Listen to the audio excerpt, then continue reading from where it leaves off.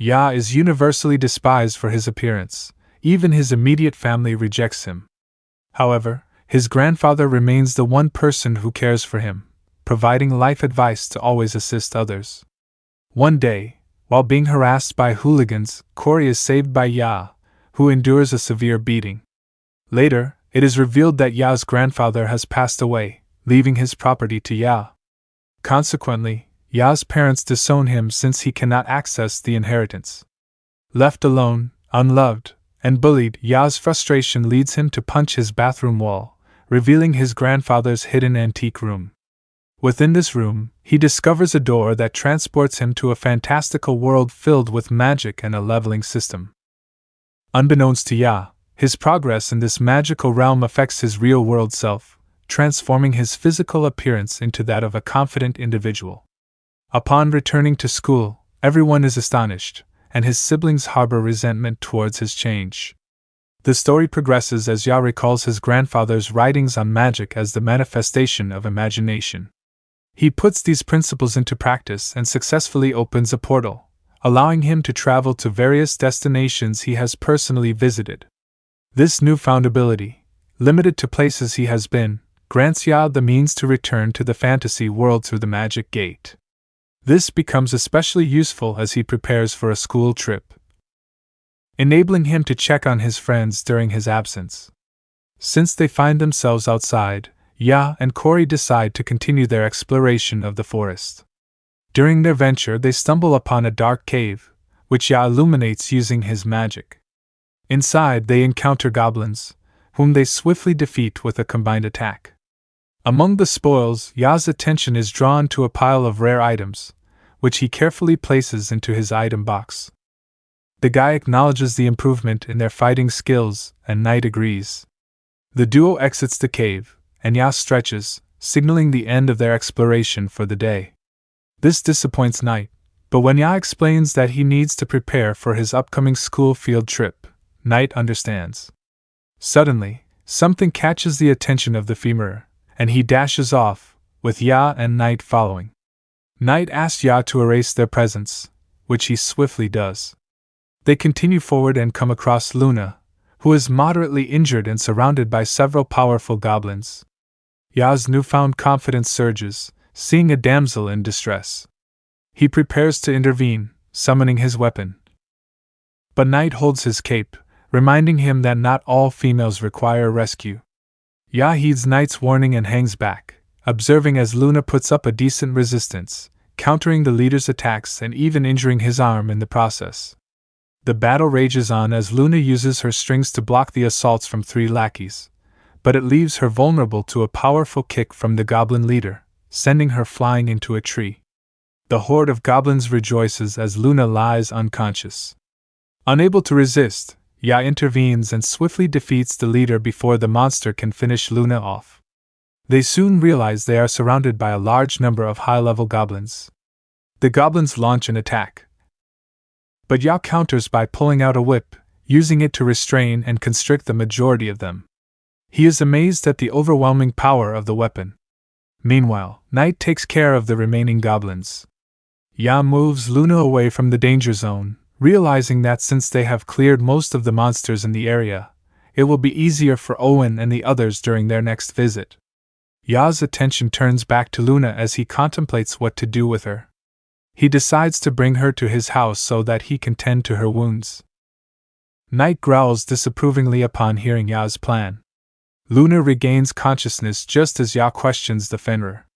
Initially disoriented, Luna frantically pleads with the stranger to release her, kicking and screaming. Ion accidentally drops her, causing her head to hit a tree. Luna's eyes well up with tears as she holds her head in pain. Ya offers Luna a healing juice that has the power to cure all ailments. He assures her that it will heal her wounds if she drinks it. The girl hesitates and remains skeptical, but Ya even offers to take a sip himself to prove its safety. Luna takes a risk and decides to drink the juice, and to her relief, her wounds begin to heal. Amazed, Luna wonders who Ya is, providing an opportunity for him to introduce himself. However, Knight remains hostile towards Luna, leaving Ya confused. Luna gazes at the creature, understanding why it's wary of her. She introduces herself and suggests that there's no need for them to be so formal. Taking advantage of the icebreaker, Ya asks Luna what brings her to such a dangerous place. She stammers a little before revealing that she was training when she was attacked by an elite goblin pack. Curious about what happened to the goblins, Ya informs Luna that he and Knight defeated them. Impressed by their strength, Luna expresses her gratitude. She also inquires about Ya's presence in the darkest regions. Caught off guard, Ya stammers before admitting that he is also training. Luna is shocked by the idea of someone training in such a place, and it becomes evident that both of them are lying as they exchange guilty laughs. Apologizing shyly, Luna acknowledges that she has burdened Ya by making him carry her. She complains about being covered in filth from all the running around. Luna prepares to search for a river to wash up. The guy sets up a portable bath and surrounds it with a privacy screen, allowing Luna to bathe in peace. He explains that he acquired it from a crystal deer, leaving her shocked that he could defeat such a legendary monster. She attributes his victory to his training and quietly mutters that she's not in the area for training but rather to fulfill a customer's request. Fortunately, Ya doesn't hear her words. An idea sparks in Luna's mind as they both discuss their training.